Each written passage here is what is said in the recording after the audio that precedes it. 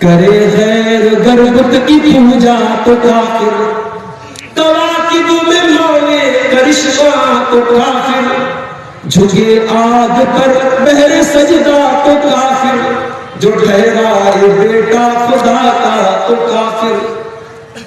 مگر مومنوں پر کشادہ ہے راہیں، پرستش کرے شوق سے جس کی چاہے، نبی کو جو چاہے خدا کر دکھائے، اماموں کا رتبہ نبی سے بڑھائے، مزاروں پہ جا جا کے نظریں چڑھائے، شہیدوں سے جا جا کے مانگے دعائیں، نہ توحید میں کچھ فرق اس سے آوے، نہ اسلام بگڑے نہ ایمان جاوے۔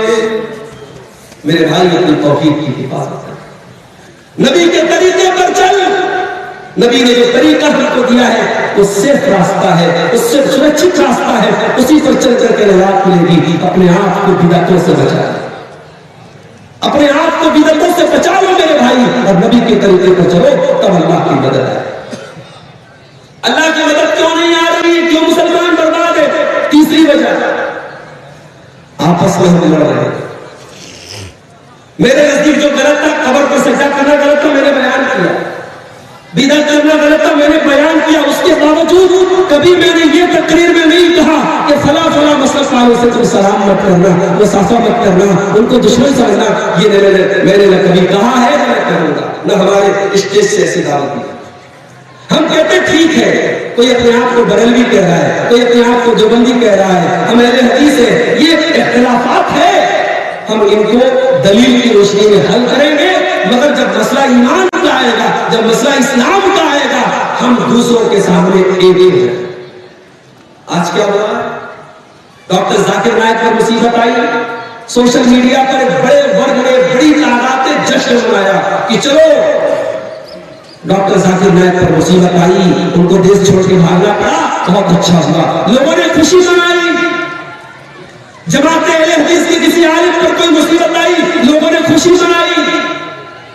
مولانا کلیم صدیقی مظفر نگر یوپی کے رہنے والے، ان کو ارسٹ کیا گیا، گرفتار کیا گیا، مقدمہ چلا کتنے دن وہ جیل میں رہے، ان کے مخالف فرقے والوں نے جشن منایا کے ساتھ جو دوسری جماعت کا عالم پکڑا گیا، تمام پھر کوئی خوشی کی بات۔ اور آج حال کے دنوں میں ہم نے دیکھا کہ مولانا مفتی سلمان رضوی جو بریلوی مسلک کے بہت مشہور عالم اور مبلغ ہیں، ان کو پولیس نے بیان کی وجہ سے گرفتار کیا، ہم نے کوئی جشن منایا؟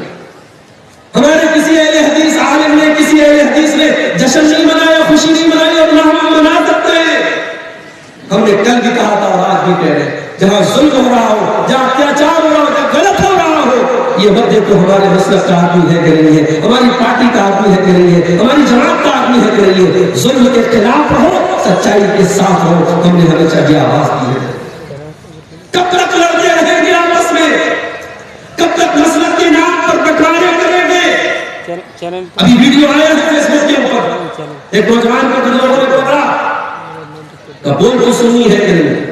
اس نے کہا بھائی پکا سنی، بول فلانا حضرت کو مانتا ہے کہ نہیں؟ ہاں بھائی میں آنا حضرت کو، بول فلاں کافر ہے کہ نہیں؟ ہاں میں فلاں کو کافر مانتا ہوں۔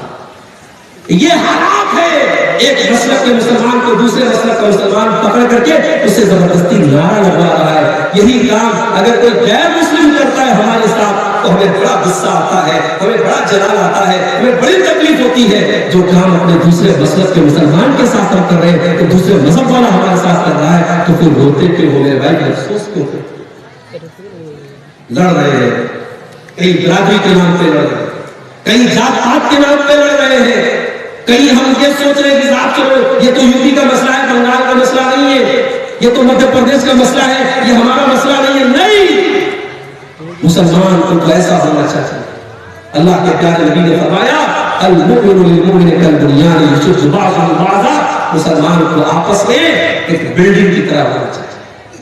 بلڈنگ کھڑی ہوتی ہے، بلڈنگ کا ہر پلر دوسرے پلر کو طاقت دیتا ہے، بلڈنگ کے اندر ہر اینٹ دوسری اینٹ کو طاقت دیتی ہے۔ نبی نے فرمایا مسلمان کو مسلمان کا ایسا ہمدرد ہونا چاہیے۔ اسی لیے اللہ کے نبی فرماتے ہیں حق المسلم علی المسلم ستر، مسلمان کا مسلمان کے اوپر 6 حق ہے۔ اذا لقیتہ فسلم علیہ، مسلمان سے ملاقات ہو تو سلام کرو۔ اپنا مسلمان بھائی ملے اس کو سلام دو. وَإِذَا دَعَاكَ فَأَجِبْهُ. مسلمان بھائی دعوت دے تو دعوت قبول کرو اگر دعوت میں کوئی حرام کام نہیں ہو رہا ہے. تیسری چیز وَإِذَا اسْتَنصَحَكَ فَانصَحْ لَهُ. مسلمان آپ سے رائے مانگے مشورہ مانگے تو بالکل صحیح مشورہ دو. چوتھی چیز وَإِذَا عَطِسَ فَحَمِدَ اللَّهَ فَشَمِتْهُ. مسلمان کو چھینک آئے وہ الحمدللہ کہے تو جواب میں یرحمک اللہ کہو. وَإِذَا مَرِضَ فَعُودْهُ. مسلمان بیمار ہو جائے تو اس کی عیادت کرو. وَإِذَا مَاتَ فَاتَّبِعْهُ. اور مسلمان کا انتقال ہو جائے تو اس کے جنازے کے پیچھے جاؤ. یہ حق بتایا اللہ کے لیے ادھیکار ہے ایک مسلمان کا دوسرے سے. ہم صاحب لڑ رہے ہیں آپس میں. یاد رکھو میرے بھائی جتنا ہم لڑیں گے اتنا ہم کمزور ہوتے چلے گئے. جا کے اتہاس پڑھ کے دیکھ لو دنیا کے نقشے پر ایک ملک ہے اس کا نام آج کے دور میں اسپین ہے. کسی زمانے میں اس کو اندلس کہا جاتا تھا. وہ مسلمانوں کی حکومت تھی. سینکڑوں مسجدیں تھی سینکڑوں مدرسے تھے ہزاروں علماء تھے. آج اندلس میں کوئی مسجد نہیں ہے کوئی عالم نہیں ہے کوئی مسلمان نہیں ہے. مسلمان کو مٹا دیا گیا وہاں سے. اتہاس پڑھ کے دیکھو اندلس میں یہ حالات کیوں پیدا ہوئے کیونکہ وہاں مسلمان آپس میں لڑتے تھے. چھوٹی چھوٹی حکومتیں قائم کر لی چھوٹی چھوٹی حکومتیں قائم کر لی اور جب دشمن نے حملہ کیا تو انہوں نے اپنے ہی مسلمان بھائی کے خلاف اپنے دشمن کا